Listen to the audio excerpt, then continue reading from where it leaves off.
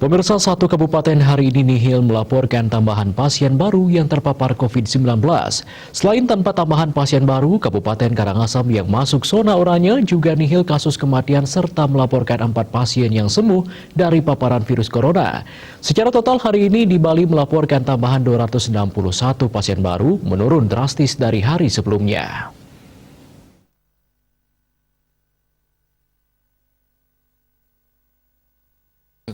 Dari angka tambahan pasien baru tersebut, penyumbang terbanyak bergeser ke Kabupaten Gianyar yang melaporkan 58 pasien baru, dan Pasar dan Badung masing-masing menempati posisi kedua dan ketiga dengan melaporkan 48 dan 47 pasien baru. Diikuti Bangli dengan 33 pasien baru, Tabanan 23 pasien baru, Jemberana 22 pasien baru, Buleleng 14 pasien baru, dan Kelungkung melaporkan 10 pasien baru.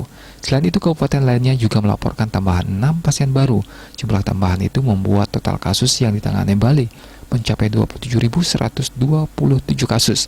Pada hari yang sama terdapat juga laporan pasien sembuh sebanyak 238 orang dan 7 orang meninggal. Tambahan tersebut membuat total pasien sembuh per hari ini menjadi 22.945 orang atau 84,58%, serta total pasien meninggal menjadi 703 atau 2,59%.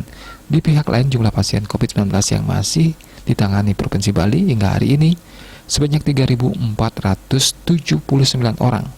Meski sudah ada vaksin, masyarakat diminta tak abai terhadap protokol kesehatan.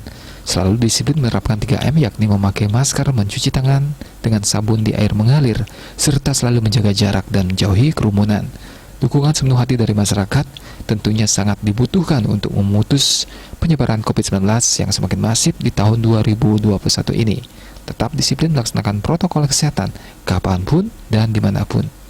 Wartawan Bali Pos melaporkan.